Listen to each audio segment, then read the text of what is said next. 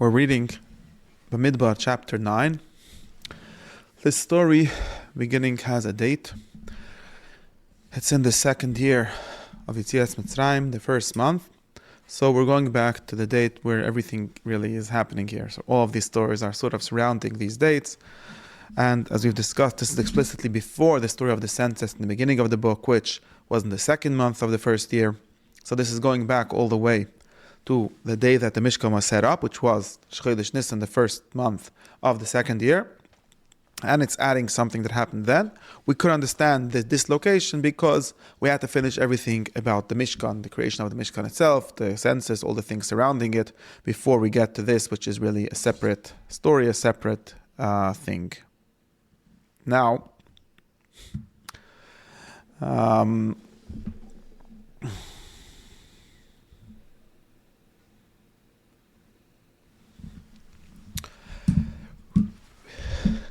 what we have here is mainly a story of, as we've discussed, this is one of the prime examples of a mitzvah, the parsha of a mitzvah. This is like a parsha of mitzvahs, although it's also a parsha of a story.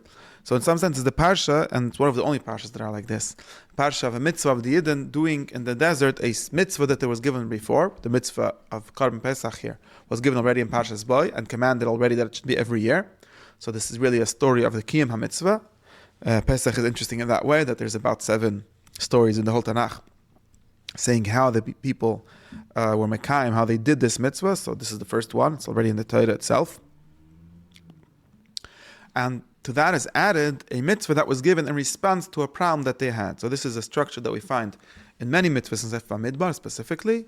There might be some of it in earlier books, but this is the most place where most of them are. And this is why I said this is like appendixes, fixing or adding things to mitzvahs and stories that were there before in response, and specifically in response to a certain thing. In other words, if we would generalize it, we would say that from here we learn that sometimes there's a new situation which requires a new psak, a new halacha regarding the mitzvah. Of course, we have the klal of Chazal, Ela mitzvah she'en navi rasha lechadish doveh me'ata, that this doesn't happen anymore. Only Moshe could do that, but I don't think it's so far-fetched to think that it does happen only in the way of halacha, in the way of Torah Sheba'al Peh. Sometimes when there's a new situation, we say, well, does this apply here? Should it make a difference? Things like that. It's not very different. But that's the thing of Sefer Bamidbar has such mitzvahs, and this is what we're going to read. So we read, in this time, in this date, in this place, in Midbar Sinai, Hashem spoke to Moshe and says, "V'yasav b'nei Yisrael sa Pesach me'ada the Yidden." B'nei Yisrael should do the Pesach in its correct time. And what is its correct time? As defined by Parshas Emor and as defined by Parshas Boy, which says the correct time. So this is really Hashem called being mazir them, reminding them to do something they already told them once. And there's of course a question, why does he have to remind them? But I think this is the logic of every story. No, they don't do anything here without being told. And we saw, for example, in the story of the Hagbolah, as Rashi says,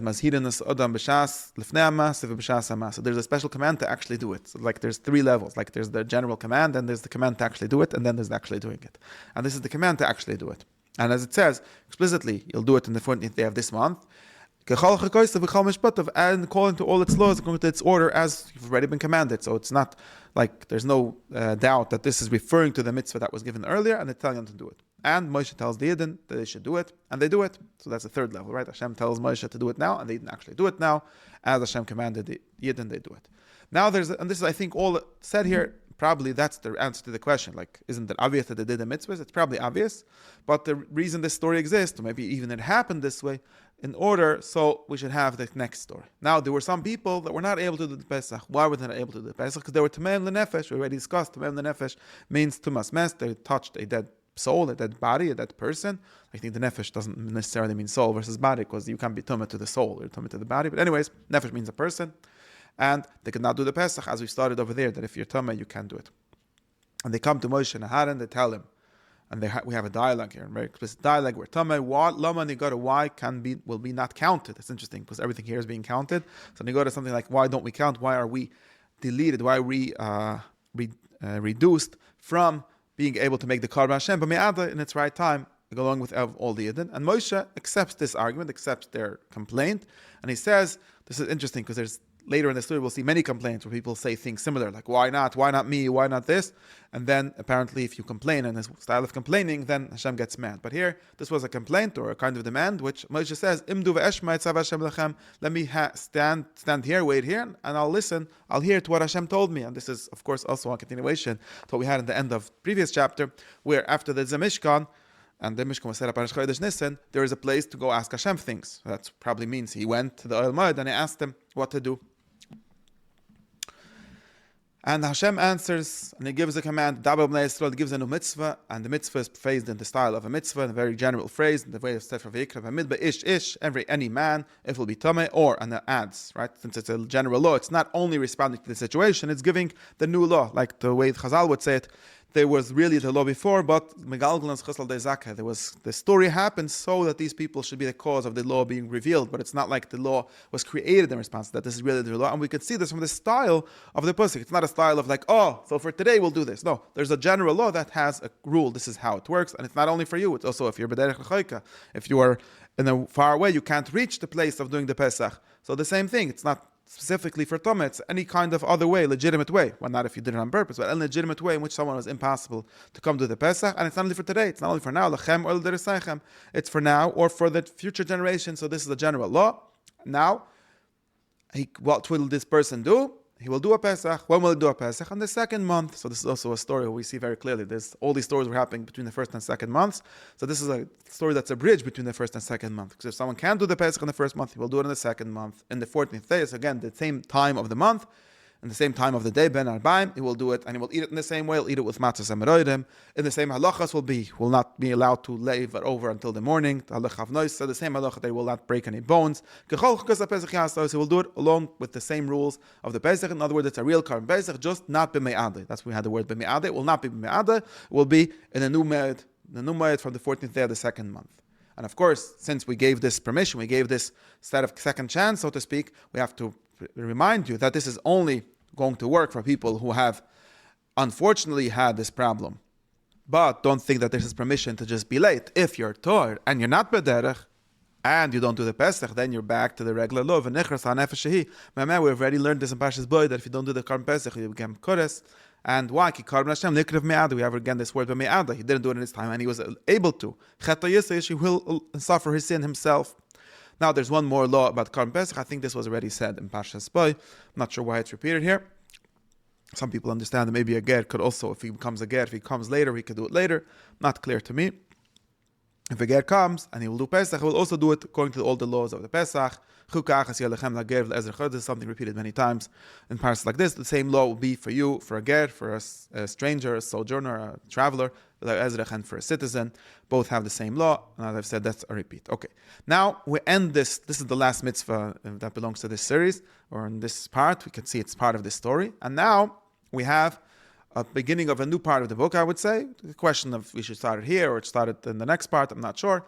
But we remember we set up all the machnas, all the camps in order to travel correctly. And here we have the story of how they travel. So the first parsha, which is till the end of this chapter, is again halachas. And it's set up almost as halachas, or almost as like general rules. And then there's the application of these general rules when they actually traveled. So there's laws of how and when they travel, or rules. I don't know if they call them laws because they're not ledoiris. These are the prime example of a mitzvah that's not ledoiris, but it's how they traveled. It says the day that the Mishkan was set up, the cloud covered the Mishkan.